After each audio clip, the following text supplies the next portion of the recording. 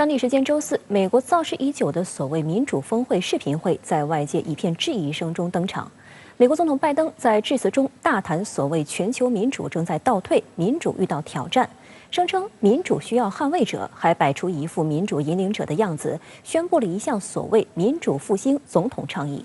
而实际上，美国大操大办的这场所谓峰会，雷声大雨点小，官方直播间只有区100人在线观看。中国外交部周五指出，民主不是推进地缘战略的工具。美国为了维护自身的霸权地位，将民主公器私用，这是彻头彻尾的反民主行径。拜登在白宫通过视频的方式主持了这场所谓民主峰会。他在15分钟的开幕致辞中大谈民主在世界范围内面临着持续和惊人的挑战和倒退，但这似乎是在掩盖日前美国被国际智库列为民主倒退国家的窘境。拜登继而又摆出一副民主引领者的样子，声称民主需要捍卫者，加强民主机制需要不停的努力。 Fight corruption, promote and protect human rights of people everywhere. To act.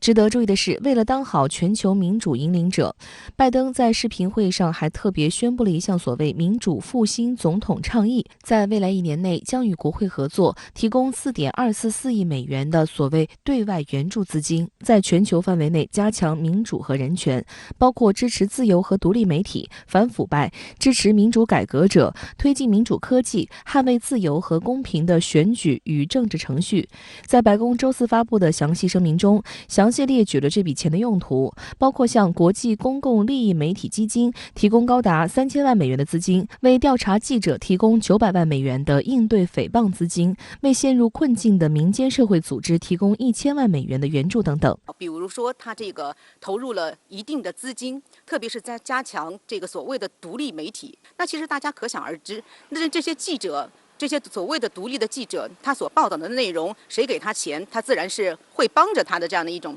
为美国去做出宣传，为美国，那么就是去打压美国的所谓的这样的一种不好的制度，利用这样的一个媒体来为他的制度做辩护，来打压他想打压的这样的一种对手，其实就是通过这样的一种媒体宣传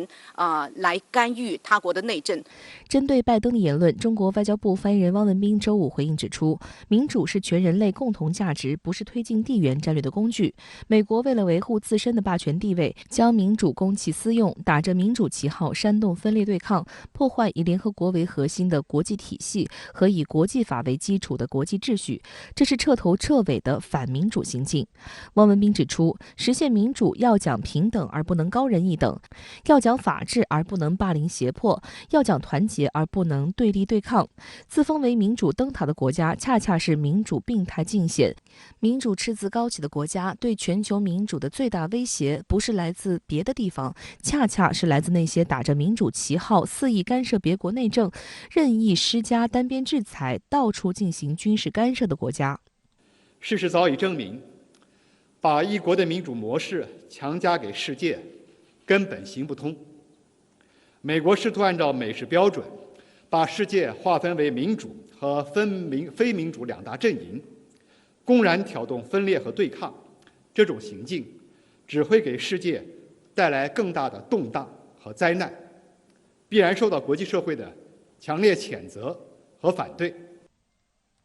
俄罗斯外长拉夫罗夫周四表示，美国举办民主峰会目的在于组建一个联盟，妄图偷换普遍认可的国际法准则，这其中甚至包括联合国宪章。而美国擅自赋予这个联盟代表国际社会发言和行动的权利，这种自私的做法会破坏国际互信。而美国借着召开所谓民主峰会，鼓动阵营对抗中俄的意图也十分明显。我们看他这个在这个民主峰会上的发言的内容，其实一点都没有什么新意，因为这个我们说拜登上台以来，他这个意图是用这个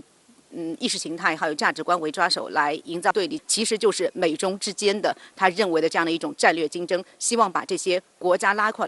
来，其实就是一种压迫他们选边站，来和中国做这样的一种对抗。此次拜登邀请了110多个国家和地区参与所谓民主峰会，巴基斯坦是4个受邀的南亚国家之一。但就在会议开幕几小时前，巴基斯坦外交部宣布不参加，这让美国措手不及。巴方在发表的声明中说，巴基斯坦将在未来适当的时候与美国就广泛问题进行接触。巴基斯坦总理伊姆兰汗当天在一场研讨会上表示，局势正在走向另一场冷战，一些国家再次走向建立集团的歧途。他说，巴基斯坦必须阻止这种情况的发展，我们绝不能成为任何集团的一部分。拜登，美国政府已经说了，就是这个不是说你过来开一次会就可以了，1年之后你们还得回来做报告，你得告诉我们这1年当中，你在这个国内促进民主、打击外国所谓的这个威权主义这方面，你到底做了哪些实际工作？也就是说，你回去以后，你得按照美国给你的这个任务清单，你得做事的。